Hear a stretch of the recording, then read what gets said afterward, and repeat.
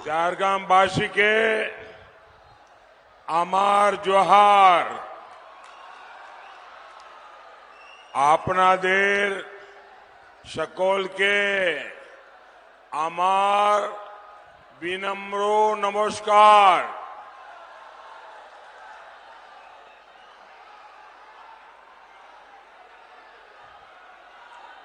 साथियों, अभी मुझे तामलुक की सभा में जाना था, लेकिन वहां वेदर ठीक नहीं होने के कारण मेरा हेलीकॉप्टर वहां लैंड नहीं कर पाया। लेकिन तामलुक के हजारों लोग अभी टेक्नोलॉजी से इस सभा के साथ वहां जुड़े हुए हैं, तो एक प्रकार से मैं एक साथ दो सभाएं संबोधित कर रहा हूं।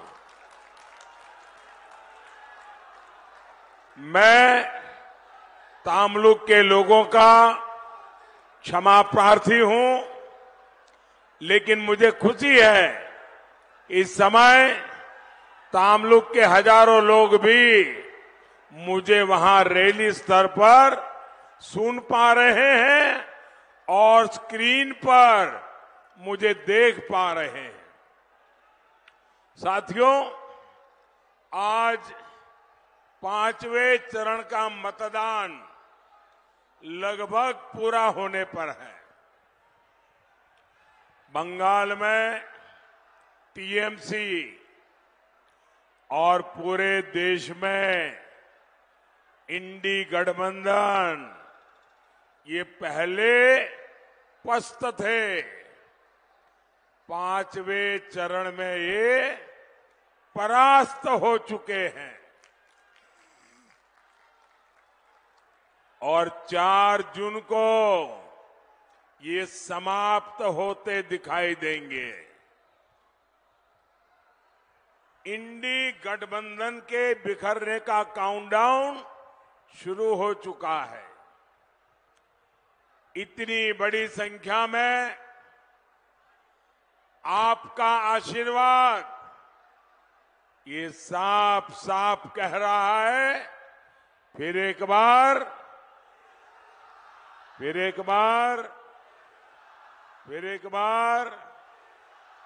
आभार,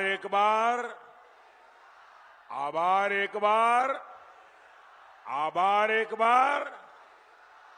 साथियों, हार सामने देख पूरी टीएमसी का आक्रोश चरम पर है।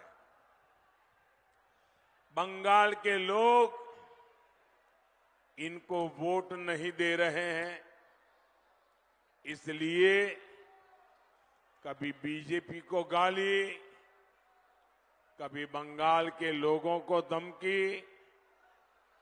कल तक टीएमसी कांग्रेस को गाली दे रही थी, अब वो कह रही है हम इंडी गठबंधन का हिस्सा है। लेकिन बंगाल के लोग जानते हैं कांग्रेस ये डूब चुका जहाज है और टीएमसी के जहाज में भी छेद हो चुका है। ये दोनों एक दूसरे की सवारी कर लें, फिर भी डूबना तो तय है। साथियों, ये चुनाव भारत के भविष्य का चुनाव है। जिन लोगों ने भारत को दशकों पीछे धकेला, देश उन्हें नकार चुका है। देश भूला नहीं है, जब दुनिया तेजी से विकास कर रही थी तब कांग्रेस सरकार घोटालों के कीर्तिमान गढ़ रही थी। दुनिया के देश हर पल आगे बढ़ रहे थे, लेकिन कांग्रेस पार्टी युवा पीढ़ी को पीछे धकेल रही थी। 60 साल तक ये लोग गरीबी हटाओ का ही नारा लगाते रहे। देश जानता है ये मोदी है जिसने भारत को दुनिया की 5वीं सबसे बड़ी अर्थव्यवस्था बनाया है। ये मोदी है जिसने 10 साल में 25 करोड़ लोगों को गरीबी से बाहर निकाला। ये मोदी है जिसने दशकों पुरानी समस्याओं का समाधान किया। कश्मीर से आर्टिकल 370 हटा, कश्मीर में आतंकवाद अब अपनी आखिरी सांस ले रहा है। पाकिस्तान को मुंह तोड़ जवाब मिला, नक्सलवाद की कमर टूटी, भ्रष्टाचार पर लगाम लगी। कितना कुछ हुआ। गरीब के इस बेटे ने गरीब के हर सुख दुख की चिंता की। गरीबों को बिना कट, बिना कमीशन के पैसा सीधे उनके बैंक अकाउंट में मिलने लगे। पहली बार 4 करोड़ गरीबों को पक्के मकान मिले। 50 करोड़ से ज्यादा गरीबों के बैंक के खाते खुले। हमारी माताओं बहनों को शौचालय मिले, उन्हें उज्ज्वला सिलेंडर मिले, धुएं से आजादी मिली। ये सब किसने किया? ये सब किसने किया? ये सब किसने किया? ये सब किसने किया? ये सब किसने किया?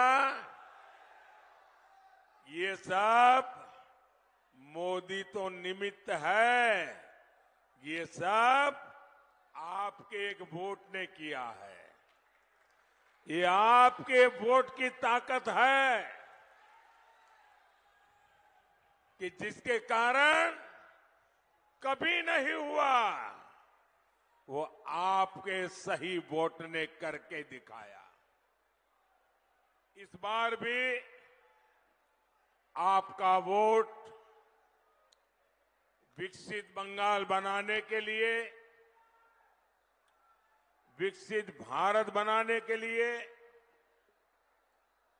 साथियों, जब नीयत ठीक होती है तो इंसान अपने कामकाज का लेखा जोखा बताता है। जब नीयत में खोट होती है तो बहाने बताता रहता है। आज देश देख रहा है एक और केंद्र में काम करने वाली मोदी सरकार अपना रिपोर्ट कार्ड देश की जनता को प्रस्तुत कर रही है। दूसरी ओर बंगाल में टीएमसी के पास रिपोर्ट कार्ड नहीं है, उसके पास तो रेट कार्ड है, रेट कार्ड। टीएमसी ने बंगाल में हर नौकरी का रेट कार्ड लगा रखा है। पैसा दो, नौकरी लो। हमारे स्कूल, शिक्षा के मंदिर, इन लोगों ने उनको भी नहीं छोड़ा। टीएमसी के मंत्रियों ने खुलेआम नौकरियों की नीलामी की, नौकरियां बेची। इन्होंने हमारी नई पीढ़ी का भविष्य दांव पर लगा दिया। आप जानते हैं ना, ये सारे घोटाले किसके संरक्षण में हो रहे हैं? कौन भ्रष्टाचारियों के आरोपियों को बचाने में लगा है? कौन सीबीआई को काम नहीं करने दे रहा?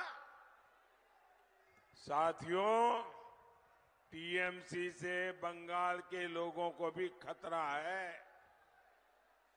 बंगाल की पहचान को भी खतरा है। आज पूरा देश बंगाल की स्थितियों को लेकर बहुत चिंतित है। बंगाल में आए दिन हिंसा होती है, बीजेपी कार्यकर्ताओं की हत्याएं होती है। झारग्राम में भी बीजेपी के कार्यकर्ताओं की हत्या हुई है। बंगाल में दंगे आम बात हो गई है।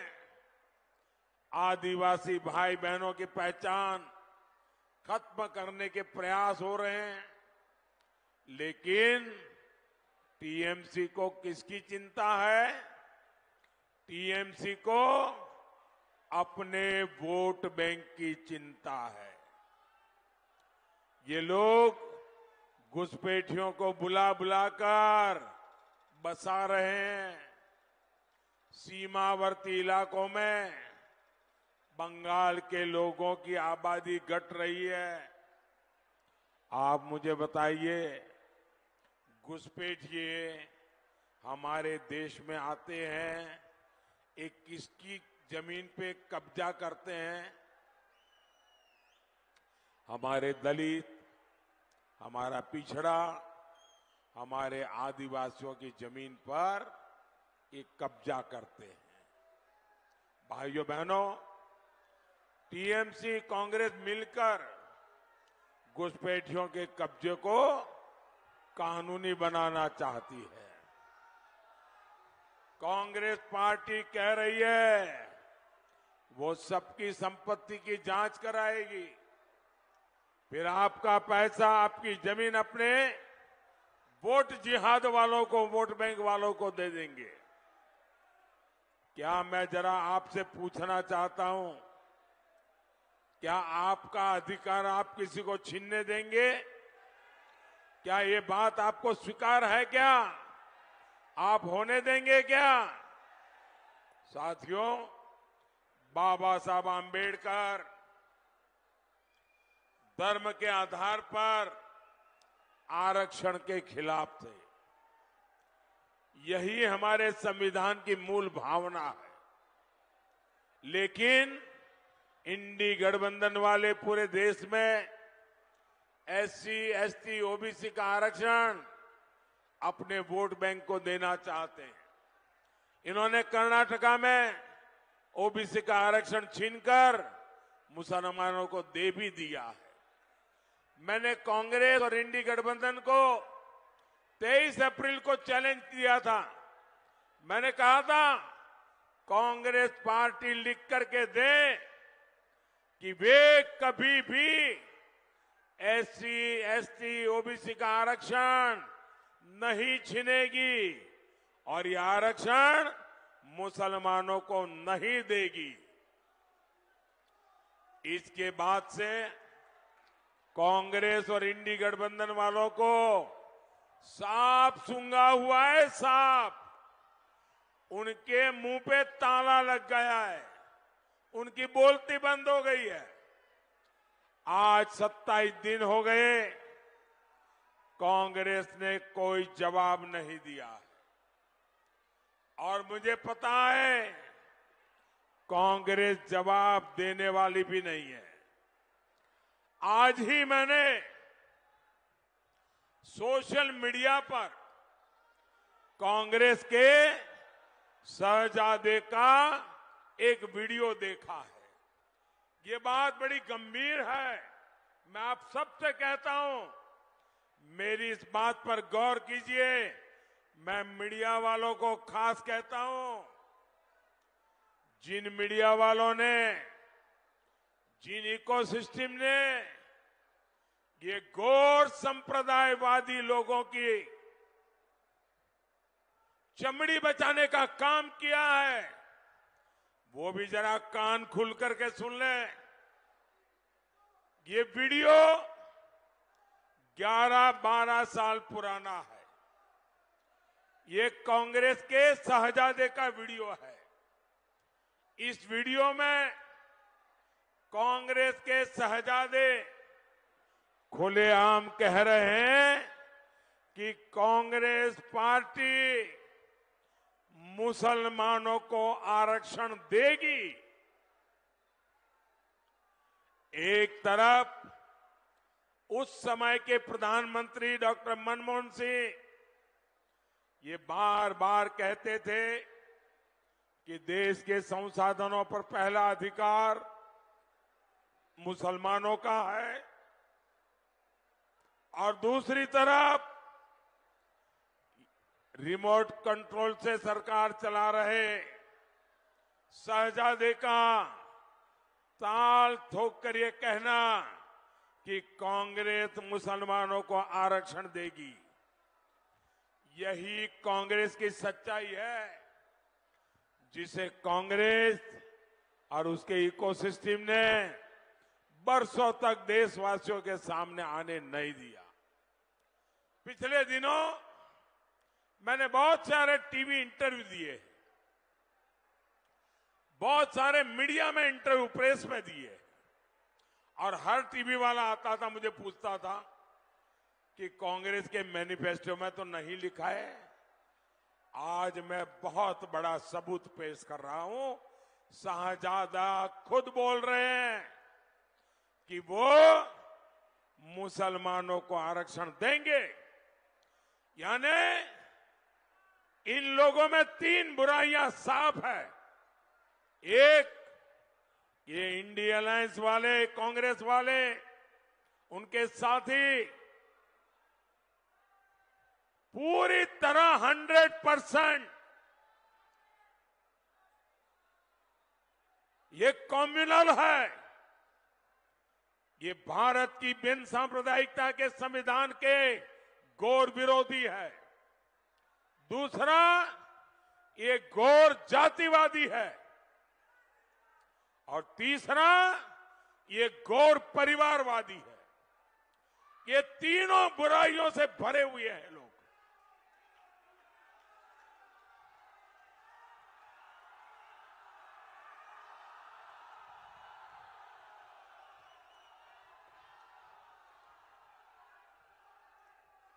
और मैं देश के मीडिया जगत को चुनौती देता हूं। बहुत बचाया इन लोगों को। जिन इकोसिस्टम ने इन लोगों की रक्षा की है, वो जरा कान खोल के सुन ले। आपने देश के संविधान के अपमान को देखा, लेकिन आंखें बंद कर ली। ये कम्युनल लोग, जातिवादी लोग, परिवारवादी लोग मोदी का हिसाब मांग रहे।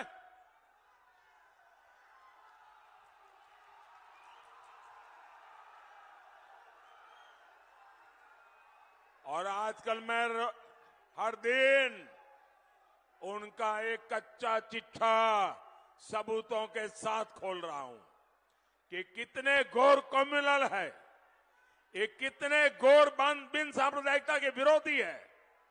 ये 100% सांप्रदायिक लोग हैं। कांग्रेस मुसलमानों को आरक्षण देगी, और वो भी SC, ST, OBC का आरक्षण छीन करके, लूट देंगे आपका अधिकार। 24 के इस चुनाव में मोदी ने कांग्रेस की इस मुस्लिम लीगी सोच का नकाब उतार दिया है, पर्दाफाश कर दिया है। और इसलिए ये लोग बौखलाए हुए हैं और उनकी पूरी इकोसिस्टम इससे बचने के रास्ते खोज रही है। मोदी ने आपको ऐसा पकड़ा है, देश इस चुनाव में आपको सजा देने वाला है। मैं आपसे पूछता हूं, क्या सामान्य वर्ग के लोग, एससी, एसटी, ओबीसी वर्ग के आप लोग इंडी गठबंधन वालों को, टीएमसी को अपना आरक्षण छीनने देंगे? अपना अधिकार छीनने देंगे? साथियों, बंगाल में आपकी आस्था पर आक्रमण करने की जिम्मेदारी टीएमसी सरकार ने ले रखी है। टीएमसी के नेता कहते हैं कि राम मंदिर तो अपवित्र है। क्या राम मंदिर अपवित्र है? क्या राम मंदिर अपवित्र है? क्या टीएमसी के इरादे अपवित्र है कि नहीं है? अरे टीएमसी सरकार खुद रामनवमी पर रोक लगाने के फरमान जारी करती है। टीएमसी के गुंडों से रामनवमी शोभा यात्राओं पर हमले करवाए जाते हैं। अब तो यहां की मुख्यमंत्री खुद हिंदू संतों को धमकी दे रही है।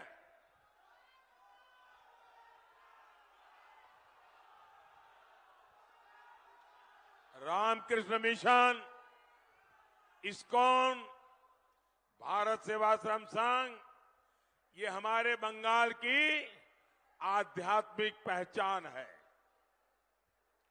यहां की सीएम मंच पर से इन महान संस्थाओं को धमका रही है और इस धमकी ने टीएमसी के गुंडों का हौसला भी बढ़ा दिया है।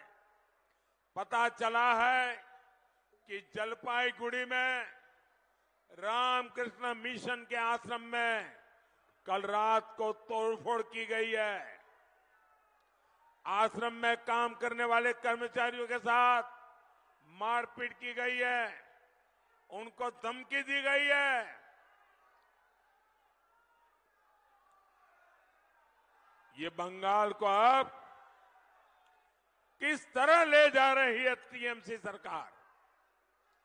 कभी बंगाल में रामकृष्ण मिशन को धमकियां मिलेगी, आश्रम में तोड़फोड़ होगी। क्या किसी देशवासी ने कभी सोचा था?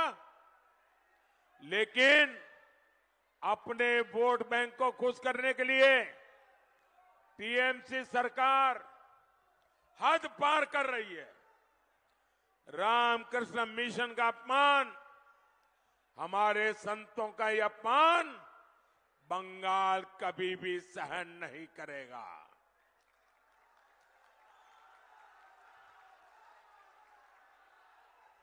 और पूरा देश जानता है मेरे जीवन को गढ़ने में रामकृष्ण मिशन का कितना बड़ा योगदान है, मेरा रामकृष्ण मिशन से कैसा निकट का नाता है।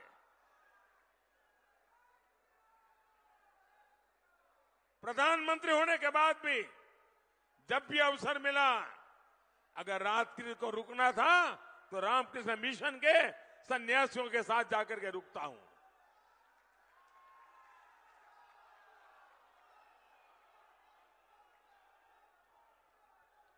साथियों, कांग्रेस और टीएमसी के लोगों ने हमेशा आदिवासियों को आगे बढ़ने से रोका है।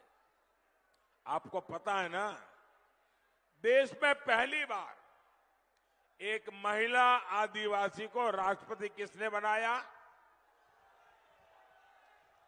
बीजेपी ने बनाया।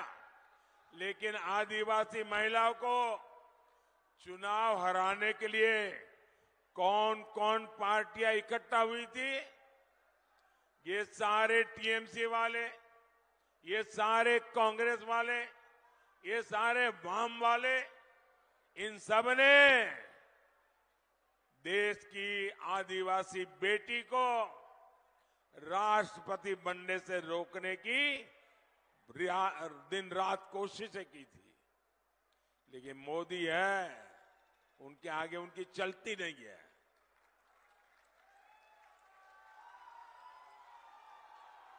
टीएमसी ने अपनी पार्टी के नेता को उनके खिलाफ उतारा था।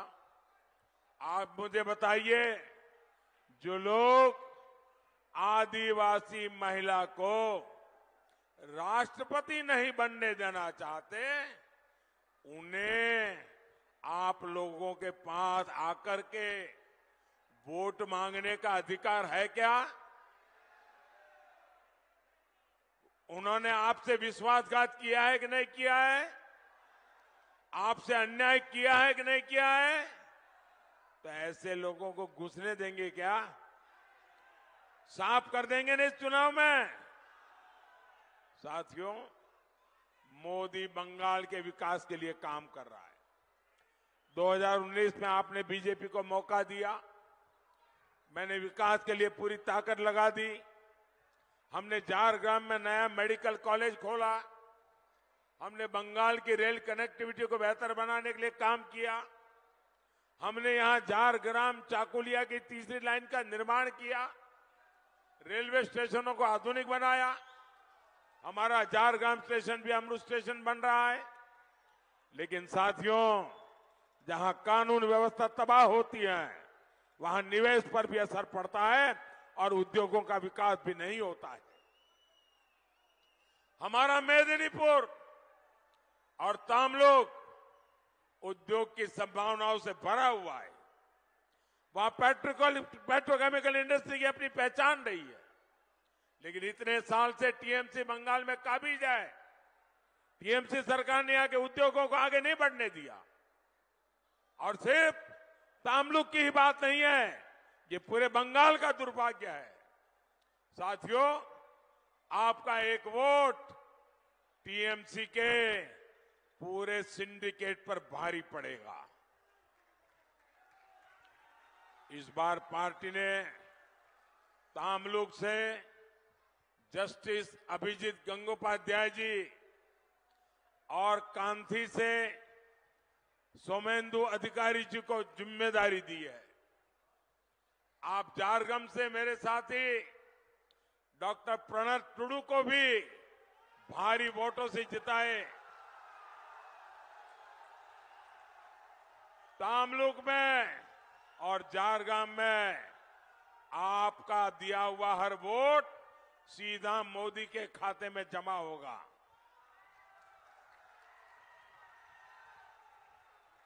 इनको दिया गया एक एक वोट बंगाल को अंधेरे से रोशनी की ओर ले जाएगा। मोदी आपके सपने पूरे करने के लिए दिन रात काम करेगा। आप मेरा एक काम करेंगे, आप मेरा एक काम करेंगे, जरा दोनों हाथ ऊपर करके बताइए, मेरा काम करेंगे? आप गांव-गांव ज्यादा से ज्यादा परिवार में जाना और हर परिवार में जाकर के कहना कि अपने मोदी जी आए थे और मोदी जी ने आपको प्रणाम कहा है। मेरा प्रणाम पहुंचा देंगे, मेरा जोहार पहुंचा देंगे। बोलिए भारत माता की, भारत माता की, भारत माता की। वंदे वंदे वंदे वंदे वंदे वंदे वंदे वंदे वंदे।